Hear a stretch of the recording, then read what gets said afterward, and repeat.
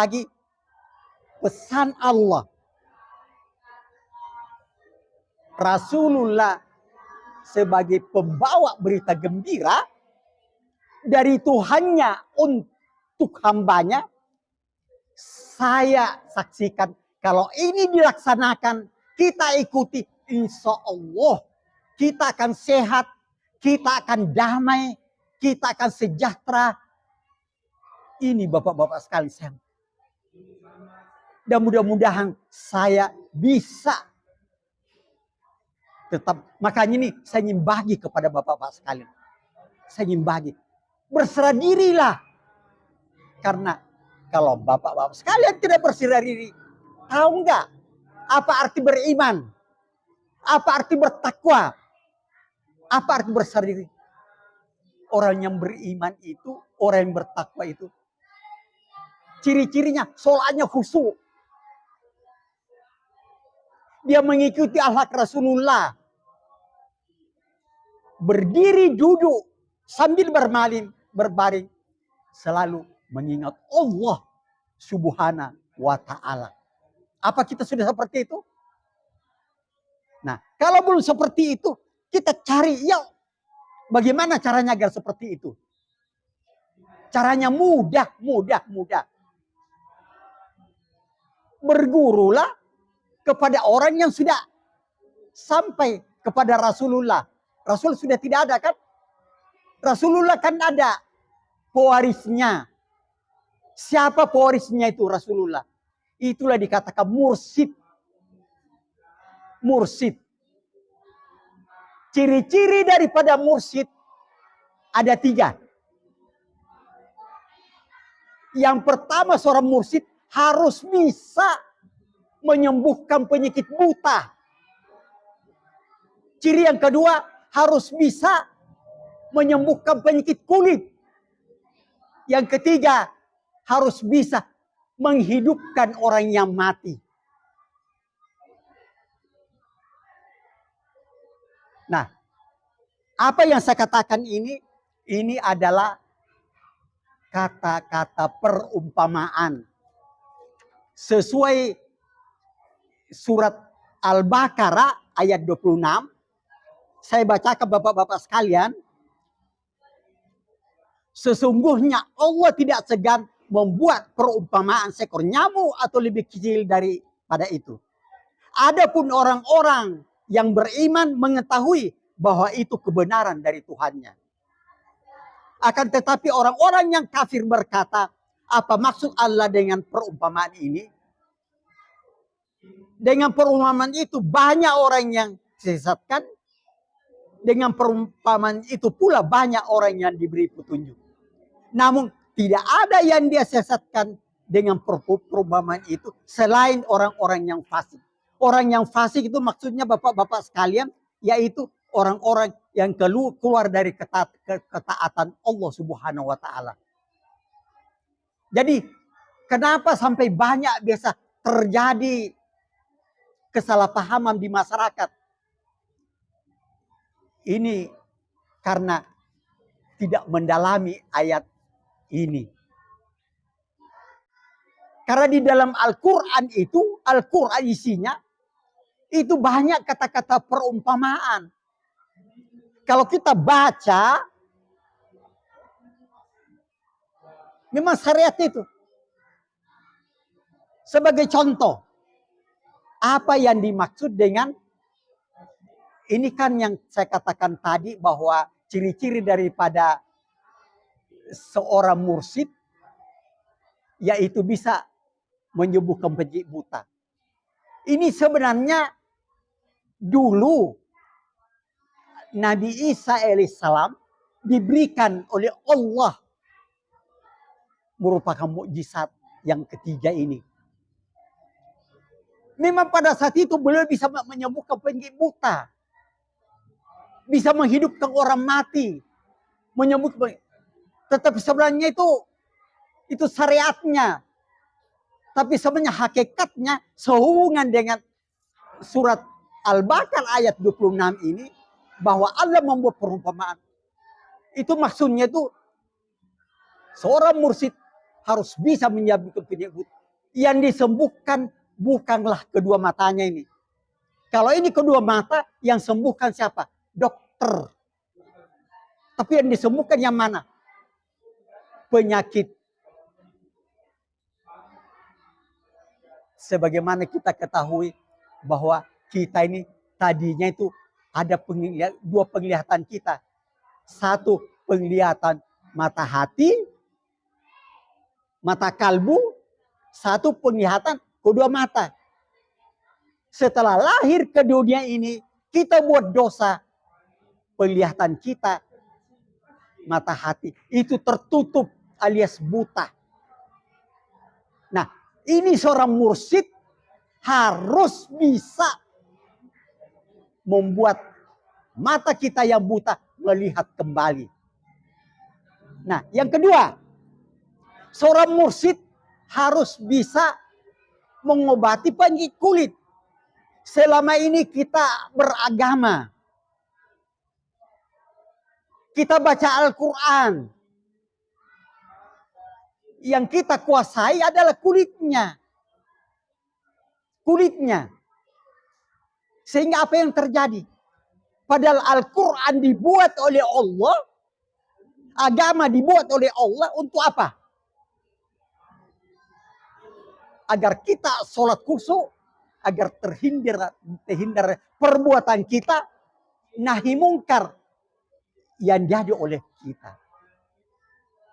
Al-Quran dibuat gunanya untuk apa Al-Quran? Agar kita peduli kepada orang lain, peduli kepada lingkungan, peduli kepada alam semesta. Itu kegunaannya. Peduli kepada orang lain, kita berusaha semaksimal mungkin agar kita bisa membantu fakir miskin, membantu anak kita agar bisa membantu istri kita, membantu orang tua kita. Itu peduli kepada orang lain. Tapi kalau kita cuma mengaji saja, tapi kita tidak tahu artinya, akhirnya kita tidak. Padahal setiap ayat di dalam Al-Quran itu mengandung makna, mengandung arti yang sangat banyak sekali. Jadi dengan adanya kita mempelajari Al-Quran dengan baik, baca dengan baik, artinya, maksudnya, termasuk tujuannya, termasuk aplikasinya, insya Allah itulah yang dimaksud dengan Allah. Kemudian menghidupkan orang mati. Di dalam surat Al-Qiyamah ayat 40. Di situ menyatakan bahwa Allah bisa menghidupkan orang mati. Yang dihidupkan ini adalah kata-kata simbolik, kata-kata perumpamaan. Maksudnya itu yang dihidupkan bukan orang matinya. Memang pada saat Nabi Isa bisa pada saat itu. Tapi arti daripada ini kata yaitu yang dihidupkan adalah kesadaran kita yang mati. Jiwa kita yang mati. Rohani kita yang mati. Ini yang dihidupkan. Mati itu kalau jauh dari Allah. Tidak sholat. Maksiat terus. Ini jauh dari Allah. Mabuk-mabukan. Inilah seorang mursyid harus bisa menyembuhkan orang yang berpenyakit. Ego jahat. Pikiran negatif. Jadi sampah masyarakat. Mengganggu orang lain. Ini yang dihidupkan bapak-bapak sekalian. Ini yang dihidupkan. Olehnya itu, mumpung kita masih hidup, tahukah bapak-bapak ibu sekalian, bahwa kita sekarang ini termasuk si mata satu. Maksudnya bagaimana? Sesuai surat Al-Isra ayat 72, barang siapa yang buta hatinya di dunia ini, lebih buta lagi hatinya di akhirat kelak. Dan dia tidak akan melihat kebenaran dan kebesaran dari Allah. Kita termasuk. Hanya di sini orang yang buta hatinya. Jadi sejak kita di dalam kandungan ibu, itu mata hati kita melihat. Begitu lahir ke dunia ini masih melihat. Tapi begitu kita buat dosa, mulailah saat itu tertutup. Nah, memang pada awalnya masih tipis. Kalau masih tipis hijab kita, insya Allah masih bisa melihat kebenaran. Allah bisa membisiki kebenaran. Tapi kalau sudah kita perlu dosa, hijab kita sudah tebal, tidak akan melihat lagi kebenaran. Itulah contoh-contoh daripada para koruptor. Itu mata hatinya, hijabnya itu sudah tebal, sudah berkarat. Yang suka buat hoax, itu juga termasuk di dalamnya. Karena kalau hijab kita tipis, mata hati kita masih tipis, insya Allah Allah masih bisa membisiki kebenaran dan kebesaran Allah Subhanahu wa Ta'ala.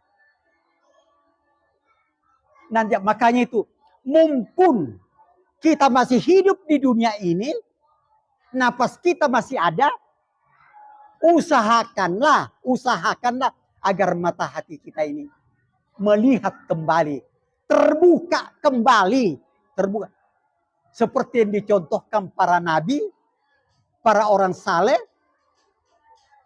Rasulullah Sallallahu Alaihi Wasallam terbuka mata hatinya, terbuka mata kalbunya pada saat beliau menyepi di Gua Hira. Di dalam cerita surat Al-Kahfi, 7 pemuda di dalam gua, beliau terbuka mata hatinya pada saat menyepi ke dalam gua. Ya, saya kira inilah yang saya sampaikan Bapak-Bapak sekalian. Mungkin barangkali ada yang kurang jelas, bisa ditanya. Namun demikian terlebih dahulu saya katakan bahwa saya ini masih termasuk Bani Israel. Bani Israel itu orang-orang yang berjalan menuju Tuhan. Itu dalam bahasa Ibrani. Jadi kalau biasa kita lihat di Al-Quran Bani Israel, itu maksud Bani Israel itu jamaah daripada Nabi Musa yang mencari ilmu yang benar. Jadi Bani Israel orang-orang yang berjalan menuju Tuhan. Israel diberikan kepada Nabi Yakub karena pada saat itu semalaman dia bergulat dengan Tuhan. Maksudnya bergulat itu pada mata kalbunya akan terbuka, bersikir mengingat Allah setinggi-tingginya. Sampai terbuka mata kalbunya. Itu dikatakan beliau Israel. Orang berjalan menuju Tuhan. Saya kira demikian yang saya sampaikan. Ada kurangnya mohon dimaafkan. Wassalamualaikum warahmatullahi wabarakatuh.